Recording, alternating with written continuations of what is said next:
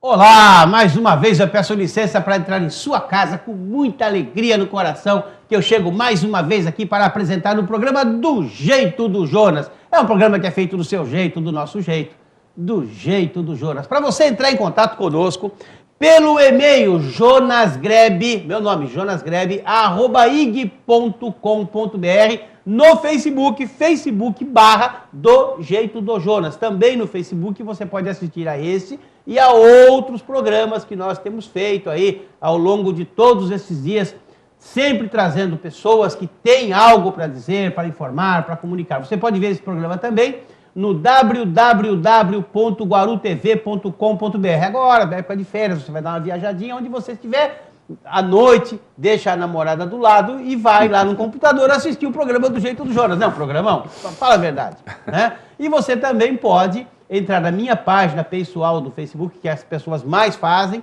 Lá, põe lá no ícone de busca lá em cima, Jonas Grebe, você vai achar a minha página. Pede para ser aderido, para ser amigo ali, eu vou te aceitar e você faz o seu comentário, batemos um papo. Muito legal. Ontem eu conheci na praia o Cláudio. Ontem já era começando a escurecer, o Cláudio, sua esposa, andando na areia e falaram, olha, eu vejo o seu programa, eu gosto e tal. Cláudio, eu sabia que tinha alguém assistindo, só não sabia que era você. Obrigado, muito legal, muito obrigado mesmo. Para me ajudar a fazer esse programa hoje, eu convidei este casal que já estiveram aqui algumas vezes, que muito me alegra, pessoas lúcidas, de ideias claras, pessoas que nós podemos bater um papo franco, aberto, pessoas de absoluta confiança nossa, que é o Dr. Carlos Nunes, a doutora Simone Cosme, que muito engrandece o nosso programa com as suas presenças. Como vão vocês? Boa noite, doutor Jonas. Muito boa noite a todos vocês de casa. Mais uma vez, obrigado pela oportunidade. Um programa especial hoje, né? Um programa praticamente de Natal. Que vamos estar aqui segunda e terça. O doutor nos honrou com essa presença aqui, muito bacana. Muito obrigado pelo convite. Boa noite a todos, boa noite, doutor Jonas. Jonas, né? Ele não quer que fale doutor. Obrigada mais uma vez pela oportunidade e fico muito feliz em estar aqui novamente com todos vocês aí de casa ou pela internet. A honra é minha de recebê-los aqui. A Procuradoria ontem se manifestou contrária à prisão domiciliar do Roberto Jefferson. O Roberto Jefferson é uma coisa estranha nesse processo do mensalão, né? Primeiro porque ele é o delator e porque ele é o condenado. E ele teve aí uma operação de câncer muito séria, o pâncreas dele completamente deteriorado, e ele, obviamente, através dos laudos médicos, entrou com pedido de prisão domiciliar, e a Procuradoria ainda não foi negada, mas a Procuradoria se manifestou contrária à decisão. Doutor Carlos, como é que o senhor analisa essa questão do Roberto Jefferson? Primeiro como delator, agora como condenado, como uma pessoa que perdeu aí 80 quilos praticamente, é peso, hein? Ele tinha 130 quilos, está com 40, 50 quilos agora. Como é que o senhor vê essa questão? Eu vou falar como estritamente na questão jurídica. Exato. Comer geleia real numa penitenciária não é salutar para ele em relação aos demais presos, inclusive. E não é cabível até para os cofres públicos. A pessoa ter todos os cuidados médicos que ela teria, por exemplo, no hospital, querer ter isso em casa, não é cabível isso. Já temos até denúncias e possibilidades de rebelião na Papuda. É o nosso próximo assunto, é verdade. Essas questões. Agora, se existem laudo médico, se derem um laudo médico atestando que ele pode e deve ser tratado fora da penitenciária, aí são outros 500. Mas enquanto não há esse laudo, não há que ter esse benefício. E é totalmente descabida que a pessoa, se ele não tem um laudo, não tem porquê. Doutora Simone, a senhora vê uma correlação desse caso com o do Genuíno? Eu vejo e eu me sinto assim, como cidadã, não estou falando como advogada aqui, como cidadã, ao ouvir essa notícia hoje cedo, eu senti até um alívio, porque eu pensei o seguinte, se a Procuradoria dá um parecer contrário no caso do Roberto Jefferson, que é um caso muito mais grave do que a cardiopatia do Genuíno, que é uma cardiopatia que muitos da população... Como é que é? Cardiopicaretia? Pois é. Ou, né, ou psicopatia. Bom, a cardiopatia do Genuíno, que centenas de milhares de brasileiros sofrem, não conseguem aposentadoria pelo INSS por invalidez, que ele vai conseguir, né? e não conseguem, talvez pegam o auxílio, o benefício por alguns meses, estão em alta, tem que voltar a trabalhar. Homens com 50 e poucos anos, com a pressão super alta, com as mesmas características do genuíno. Tem que trabalhar, vão fazer bicos, são demitidos, vão fazer os famosos bicos, vão trabalhar até mais do que trabalhavam nas empresas onde eles eram registrados. Eu, como advogada trabalhista, vejo isso direto aqui em São Paulo, em qualquer lugar do Brasil. E aí você pega o cardiopata, psicopata do genuíno, que queria esse benefício domiciliar. E por pouco não consegue. Ou está aí ainda, está lá na casa da filha, até quando? Por que já não foi passar o Natal na Papuda? Vai passar o Ano Novo com a filha, o Natal, só depois que ele vai? Quer dizer, e agora você pega o Roberto Jefferson, que foi o delator, que não teve a delação premiada, começa por aí. Se você mas for que pegou analisar... 4 milhões de reais e não falou o que fez com isso. Bom, mas até aí, tantos pegaram, tem uns aí que estão soltos ainda, o chefe da quadrilha, e ninguém pegou ele ainda. E aí, o que vai acontecer? Está milionário, né? Você sabe de quem eu estou falando. Não faço a menor ideia, mas tudo bem. Mas tudo bem. E aí, o que acontece? Vamos abafar o caso. O que acontece aqui com o Roberto Jefferson? Não foi delator premiado, juridicamente falando. Está com uma doença muito mais grave do que o genuíno, muito mais grave, só que aí tem uma aberração jurídica. Eu fico pensando e comentei com o Carlos. O que esses advogados estão na cabeça, né? Você colocar numa petição que a pessoa precisa de uma prisão domiciliar, válido. Juntar laudos, válido. Agora, você falar que come salmão e geleia real é um tapa na cara da sociedade.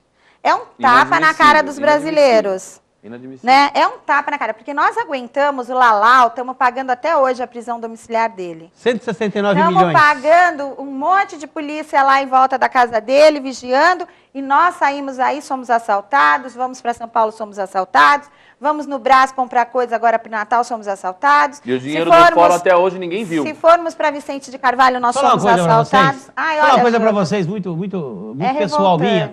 Eu tive umas 3 ou 4 audiências com o Nicolau dos Santos Neto, quando ele ainda era togado. Quando ele ainda era togado. Tive umas 3 ou 4 audiências com ele, boas e más. Quem é advogado sabe que nem tudo sai como a gente quer, enfim, boas e más e tal. E ele era ele era bastante desrespeitoso para com os advogados. Ele tinha o rei na barriga. Totalmente. Déspota. Ele tinha o rei na barriga e ele pisava na cabeça de todo mundo. Eu não sei se vocês sabem, na história da Faculdade de Direito do Largo de São Francisco, na história, desde a fundação até hoje, ele é o único ser humano que fez Largo de São Francisco sem prestar vestibular. Vocês sabiam disso? Não. Primeiro golpe dele já foi esse. Ele é o único ser humano que entrou na Faculdade de Direito do Largo de São Francisco sem prestar vestibular. Entrou pela então porta... o Toffoli seguiu a mesma linha, entrou pela porta tá dos no Supremo fundos. também, não, sem ter Toffoli passado o concurso público. Mas fez vestibular para entrar na faculdade. O Lalau não fez. E um dia eu faço crime financeiro, basicamente o meu trabalho é ligado à Polícia Federal. E um dia eu cheguei na Polícia Federal na Rua Piauí, para quem conhece a Polícia Federal na Rua Piauí, hoje está todo concentrado na Lapa, mas naquela época ainda as oitivas eram feitas na Rua Piauí, então vocês como advogados estiveram lá. E ele está descendo a escada com um pano de limpar chão no ombro e uma vassoura na mão. E passou assim... Ele foi preso lá. Eu fiquei deprimido. Fiquei deprimido de ver aquele juiz, aquele desembargador arrogante, aquele presidente de tribunal. Como presidente de tribunal eu não tive acesso a ele, mas como desembargador, como juiz, sim. Aquela pessoa arrogante, aquele déspota, aquele que olhava para o advogado com desprezo e que menosprezava o advogado que ia fazer o seu trabalho junto àquela corte. Ele que desprezava, eu ouvi, assim, na distância que nós estamos aqui, 4, 5 metros de distância, eu ouvi com um pano de chão no ombro e com uma vassoura na mão, porque ele tinha ido lavar o banheiro. Você teve a vergonha alheia. Eu confesso a vocês que eu fiquei constrangido. Eu orei por ele. Eu fiquei constrangido de ver essa cena. Deus me reservou o privilégio, até para que eu pudesse melhorar como ser humano, de ver essa cena. Nós não somos absolutamente nada. Ninguém é melhor do que ninguém. Quem acha que é melhor que os outros, faz um teste. Eu tenho um testezinho maravilhoso. Se você acha que você é bom mesmo, fica 3 dias sem tomar banho. Se não feder, você é santo. Você é bom. Se não, ó, 3 dias sem tomar sério, banho. Né? Se você não feder, fala, eu sou bom. Né? Mas olha, vai feder como todo mundo. Desculpa aqui a grosseria, mas nós somos todos iguais. Uns podem ter estudado um pouco mais, outros terem estudado um pouco menos. Um tem capacidade para escrever, outro mal sabe ler. Um tem uma profissão que contribui mais, outro tem uma profissão que contribui menos, mas nós somos seres humanos e somos todos iguais. É por aí, doutor? Com certeza. O pior é que poucas pessoas sabem, ou pelo menos, infelizmente, falam que o Brasil tem pouca cultura, os brasileiros têm pouca cultura em relação a isso. O dinheiro que foi desviado para a construção daquele tribunal na Marquês de São Vicente, 235, onde é o prédio do Tribunal Regional do Trabalho, para quem não sabe dessa história, Fórum Rui Barbosa. Rui Barbosa, ele tem muitos problemas. Eu já fiz várias denúncias, inclusive para a Corregedoria do Tribunal, para a OAB, um fica empurrando para o outro. Por exemplo, a falta de gradis para deficientes físicos, na época que eu usava cadeira de rodas, eu não verifiquei. Os banheiros estão todos caindo aos pedaços, não tem sequer assento para os advogados lá. Eu já fiz diversas denúncias. E o dinheiro, que parte desse dinheiro foi repatriado do dinheiro que o Laulau desviou. Agora, cadê o outro dinheiro? O restante do dinheiro? Os familiares foram beneficiados com isso? Por que não se insiste em buscar, ou pelo menos se noticia, dá um repórter, uma nota nos jornais, falando de cadê a parte desse dinheiro que foi desviado? Doutor, uma boa parte desse dinheiro, eu conheço bem o destino de uma parte desse dinheiro. Uma parte desse dinheiro foi usado na campanha político-eleitoral de 1996. 98. Na campanha eleitoral de 1998, ok? Não vou partidarizar aqui, não vou dizer qual foi o partido que usou que houve e tal. Distribuição equânime. Isso. Não equânime, sempre você beneficia você depende das possibilidades do candidato, você dá 100 para um, dá 30 para outro, 10 para outro, mas todo mundo acaba pegando. Isso aí, isso tá nos termos, então você pode falar, porque isso faz parte do nosso anedotário jurídico, né? As pessoas contam isso e tal, e também está registrado em alguns processos. E eu participei de um processo da compra de borrachas para aquele prédio. Eles fizeram esquadrias de borracha para todas as janelas daquele prédio, pagaram, a pessoa entregou lá toneladas de esquadrias de borracha, ok? Eles reprovaram e devolveram. Isso não está contabilizado nos 169 milhões. Da borracha que eu participei, deve ter outros. Esse da borracha eu participei desse processo. Aí eles devolveram. Aí o que a pessoa fez? Vendeu para outros prédios, as mesmas esquadrias, e auferiu o dinheiro. Já tinha recebido o TRT, aí recusaram, deram lá problema técnico nas esquadrias de borracha, devolveram, a pessoa vendeu para uma outra pessoa, e esse dinheiro ela ficou com uma boa parte, e a outra parte ela, outra parte ela entregou para o esquema do Laulau, do Santos Neto. Que maravilha. E uma boa parte ficou para o empresário, que também usou em campanha política. E aí foi feito uma auditoria, foi feito um processo, e eu trabalhei como defensor de uma das partes desse processo, então esse eu conheço de cabo a rabo. Está em processo, está na Polícia Federal, etc. E tal, qualquer um pode ter acesso. Agora, esse é o da borracha que eu participei como advogado. E aqueles outros tantos processos que eu mal tomei conhecimento. Então, 169 milhões é um número figurativo. Sim, se nós formos a ponta do iceberg. Eu estou dizendo, só dessas borrachas aí são 20 milhões, já daria 189. Absurdo. Entendeu? E se você for procurar outros, teve problema com cimento, teve problema com ladrilhos, teve problema com tudo. Vai passar de 300 milhões. Acabamentos. Passa de 300 milhões. Lá tem, naquele prédio tem acabamentos assim, finíssimos, que não tinha necessidade.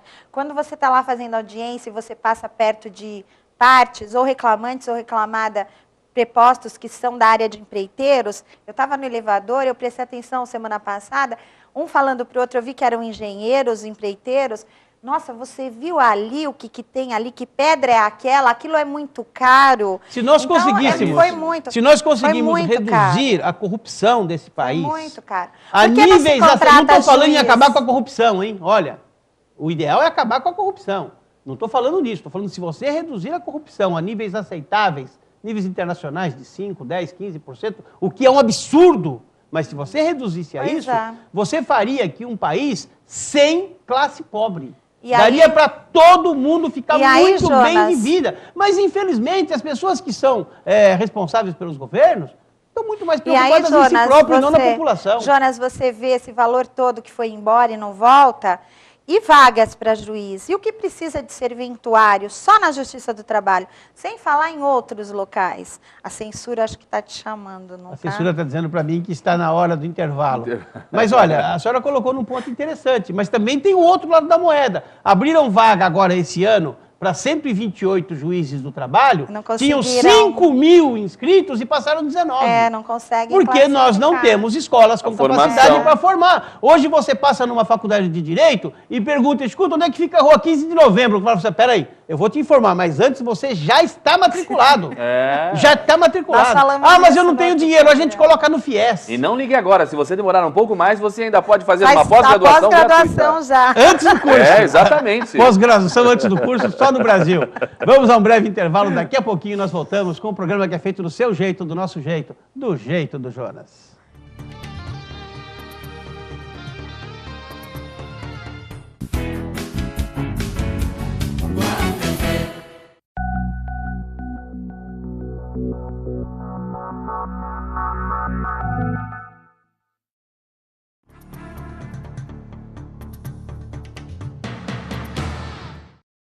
É isso aí, voltamos para o segundo e último bloco do programa Do Jeito do Jonas. Eu tenho uma alegria muito grande de fazer esse programa, porque é uma forma de nós estarmos entrando em contato com você diretamente, estar comunicando com você. Por isso, para falar conosco, entre no jonasgrebe@ig.com.br, no Facebook/Do Jeito do Jonas, Do Jeito do Jonas. Aquele ícone de busca em cima, escreve lá Do Jeito do Jonas, o Facebook já está, você vai nos encontrar. Também você pode ver esse programa pelo www.guarutv.com.br. Minha página pessoal do Facebook, Jonas Grebe, colocou lá, vai encontrar, pede para ser amigo e você faz seu comentário, vamos interagir.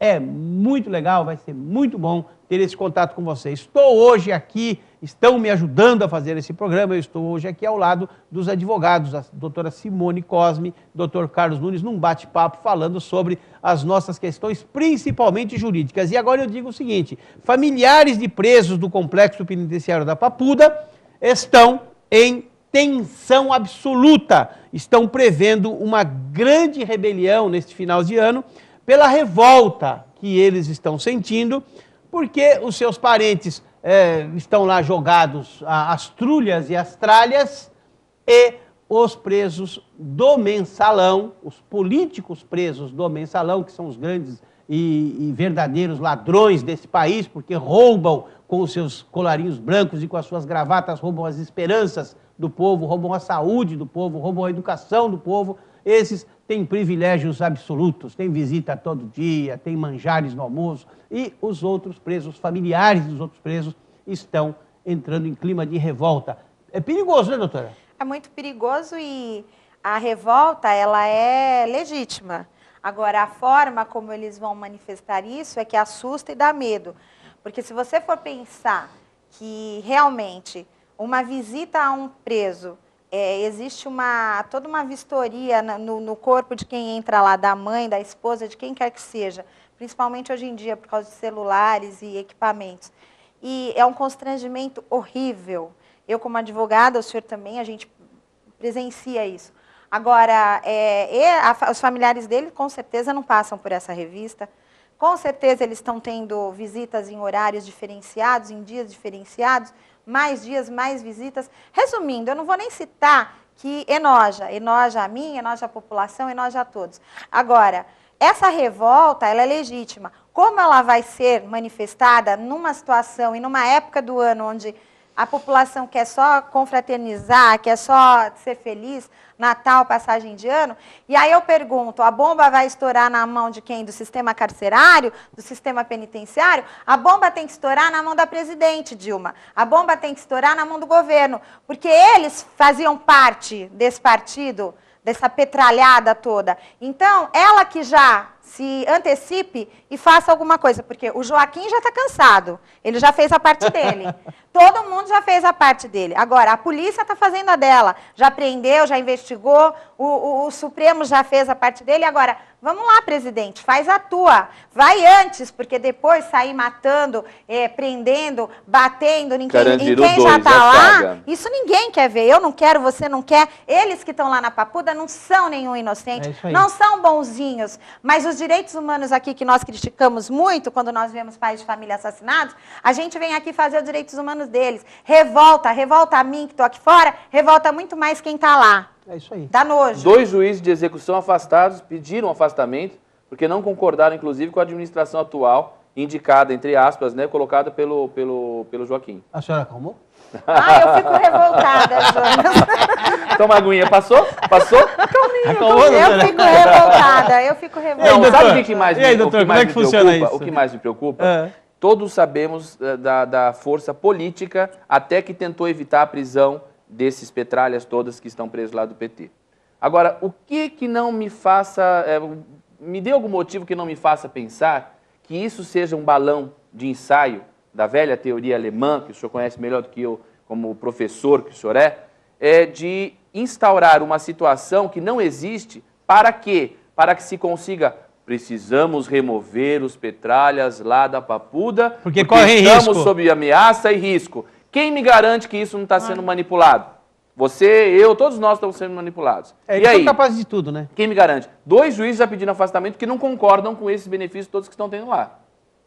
Agora, o que mais pode acontecer? Agora o Roberto Jefferson lá no meio vai apanhar, hein? A administração penitenciária e os juízes da execução, Joaquim Barbosa, alguém tem que falar. Tudo bem, tá tendo ameaça, alguma coisa parecida? Vamos colocar um cercadinho para eles lá em determinado local, mas não com benesses que pode tomar sol e do lado da cantina do jeito que já estão. Mas não tirar de lá. Do lado da cantina é bom, hein? Isso é aceitar a manipulação. Doutor, eu no começo da minha carreira como advogado, até muito tempo depois, eu visitei muitas cadeias. São poucas as cadeias que eu não fui. Naquela época, as que existiam, né? Eu entrei no Carandiru. Várias vezes. No Carandiru. Eu ia no Carandiru, num dia eu atendia 20 pessoas. Hoje, para atender 20, você tem que ir em 20 CDPs. Eu sou mais humilde, eu fui ouvir um só assistido. E olha, eu sou da época que não se revistava advogado em nenhuma hipótese. Eu nunca entrei numa cadeia sem ser revistado. Eu exigia. Hoje, a OAB até luta para que o advogado não seja revistado.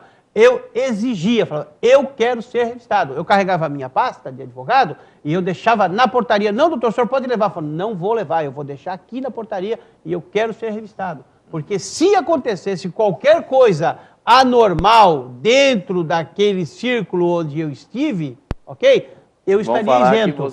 Eu estaria isento porque eu fui revistado. Eu fazia questão de ser e acho que o advogado deve fazer isso sempre. Quando a gente vai passando aqueles portões enormes... Quando bate atrás, é triste. Quando bate atrás, você já se sente, putz, eu estou aqui dentro, né? É triste. Mas para mim, eu estava acabando de entrar, eu fiz parte do escritório Paulo Sérgio Leite Fernandes, que era concursado pela OAB, a gente podia fazer pela OAB o estágio ou por esse escritório que era conveniado, como se fosse a Defensoria Pública Convênio do Guarujá aqui hoje, por exemplo. Sim. Né?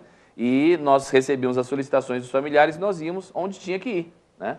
E eu entrei no Carandiru, eu tive esse prazer, essa experiência de saber o que é ter a liberdade experiência total. Não, eu digo assim, em termos de experiência total. Para poder conversar com meus familiares, com os meus filhos depois, eu falei assim, olha, estar preso é péssimo, porque por isso que o meu professor de direito penal, eu amava muito, estar preso é falava péssimo. O seguinte, os médicos lidam com a vida, eu admiro, amo minha filha Aline, um beijo para você, deve estar nos assistindo agora. Eu amo a medicina porque ela lida com a vida. Mas a vida sem a liberdade não é nada. Porque quando aqueles portões fecham ali atrás de você, você sabe, agora acabou. E quando eu estava entrando como advogado lá e via esses portões, imagina a sensação de estar preso. É a pior coisa que tem. Com certeza. Aliás, um dos grandes problemas no Brasil, que causa a sensação de impunidade, é a forte mídia que há dessa história de que ninguém vai preso. Vai preso. Não é todo mundo que vai preso. Agora, graças a Deus, até colarinho branco, o pessoal do mensalão aí está indo preso. Até há pouco tempo atrás era só gente mesmo da classe humilde que seria encarcerada. Agora, graças a Deus, começou a prender esses bandidos também do colarinho branco. Mas qualquer sensação de falta de liberdade é terrível. Eu, em 1978, para quem todo mundo acho que sabe, eu venho da bola, né? Eu estudei direito, me tornei advogado e tal, mas eu sou originário do futebol. Comecei a minha vida no futebol, fui comentar, até ultimamente eu era comentarista de futebol, etc e tal. Muito bem. Em 1978, eu recebi um convite para organizar um campeonato de futebol dentro da penitenciária do Estado. O Carandiru, né? Todo mundo conhece ele, terminava o Carandiru, começa a Taliba Leonel, a primeira portaria ali é a entrada do sistema prisional da penitenciária do Estado de São Paulo, a organizar um campeonato de futebol lá. E nós íamos no sábado pela manhã e fazíamos jogos no sábado o dia todo, né? E fazíamos as organizações, as tabelas, montar os times, trazer arbitragem, trazíamos grandes árbitros da federação para poder apitar aqueles jogos e tal. Meu pai participou disso. Meu pai apitou. Então, e eu fui coordenar isso lá, um convite na época do governador, né? O governador era Paulo Maluf, me convidou para fazer esse trabalho e eu fui. A remuneração era boa, eu estava começando a vida, casado há pouco tempo, enfim, as necessidades que nos levam. E eu fiquei fazendo isso 2 meses. No segundo mês que eu estava lá, houve não uma rebelião, mas uma guerra de facções já naquela época, e houveram algumas mortes, aquela coisa toda. No outro sábado de manhã, a minha mulher trancou a porta do quarto e escondeu a chave para eu não sair. Não, você não vai, você não vai, você não vai, você não vai. Grande Dona Zilma, parabéns e um abraço. Medo. E aí eu fui lá e falei, olha, tira eu desse negócio aí, porque minha mulher morre cada vez que eu vou para lá. Agora você imagina você ter um filho lá dentro preso. Deus me livre. A maior tristeza. Então nós tínhamos que informar a população de que vai preso, sim, e é ruim estar preso. É muito ruim. E que o crime não tem compensa. vida lá dentro. E no Brasil eles têm tentado fazer compensar, né? Ontem a presidente compensa. Dilma condecorou aí um movimento de pessoas que foram mortos pela polícia. Quer dizer, Mas é que tá, é absurdo. ontem mesmo estava sendo discutido, tem um procurador da República que estava ponderando sobre isso, sobre as alterações do Código Penal. O Código Penal, o senhor pode falar melhor do que eu, teve 85 alterações. Isso, só beneficiando o desde réu. seu decreto. Não, ou seja, mudou e não adianta nada. Não se consegue fazer nada. Ou seja, se não mudar a questão da impunidade, ou seja, manter, estão falando inclusive que não vai haver alteração da minoridade nessa próxima alteração do Código Penal também. Não vai. Não vai porque Estende o argumento que eles colocam é que se você diminuindo a maioridade penal, você não vai diminuir o crime, você vai, pelo contrário, lotar mais as cadeias e cada vez mais ele não vai reeducar, que você tem que reeducar. Agora, reeducar como? Eu tenho uma posição muito clara sobre isso. Quem tá aqui fora. Eu tenho uma posição muito clara. Eu tenho uma posição muito clara sobre isso, da maioridade penal, que eu venho estudando isso há muitos anos. A minha tese de pós-graduação foi, inclusive, o ECA. Eu acho o ECA muito bom. E eu vejo da seguinte forma, o menor tem que ter realmente a sua fundação, pode ser a Fundação Casa, qualquer coisa semelhante, até os 18 anos. Mas eu defendo que aos 18 anos ele passe por um laudo criminológico e até por um novo julgamento e que conclua a sua pena no sistema prisional depois da maioridade. Como se fosse maior, mais ou menos estão fazendo com o Champinha, tinha que ser feito com todos. Deu 18 anos, passa por um teste criminológico e até por um novo julgamento para decidir se ele está apto a sair ou não, se ele deve continuar. Se deve continuar, ele já é de maior, põe no sistema prisional, não que ele vá apodrecer lá dentro, não, mas ele cometeu um homicídio grave, né, um latrocínio.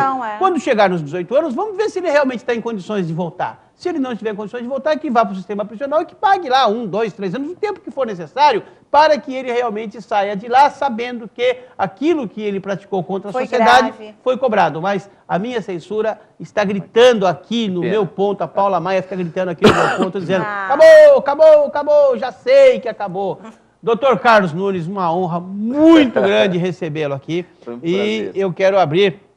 Ela me deu 30 segundos para falar tchau. Eu vou ser generoso. Vou dar 20 segundos para cada um, ela vai me tolerar mais 10 segundos. Doutor Carlos. Muito obrigado mais uma vez pela oportunidade e, inclusive, mencionar que foi um prazer conhecer a senhora, dona Zilma. Um beijo para a senhora também, que eu tive a oportunidade de conhecê-la pessoalmente, viu? 38 anos de casado fizemos na semana passada. Nota 10, parabéns. Uma boa noite para todos vocês. A senhora acalmou? Calmei, eu quero dar boa noite hoje, especialmente porque está aqui no Guarujá hoje, sexta-feira, meus pais, minha irmã, meu cunhado, sobrinhada, meus tios de Campos, então eles estão assistindo hoje porque estão aqui. Um beijo, mãe, pai, vocês são tudo na minha vida, obrigada por tudo. Estou muito feliz que vocês vieram passar esse pré-natal. E parabéns, Gabriel, goleiro menos vazado do Campeonato da Gremetal, hein? Campeão, o time do Luso brasileiro. Um abraço, professor Jarbas, parabéns. Esse é o hoje pai ele usou mais Legal. Estamos chegando ao final, muito gostoso estar aqui. Estaremos aqui na segunda-feira, estaremos aqui na terça-feira. Na quarta não, porque dia de Natal a Paula Maia não quer trabalhar, senão eu estaria aqui também. Muito legal, obrigado de você estar ligado conosco. Que Deus te abençoe e te guarde, que faça resplandecer o seu rosto sobre ti e te dê a paz.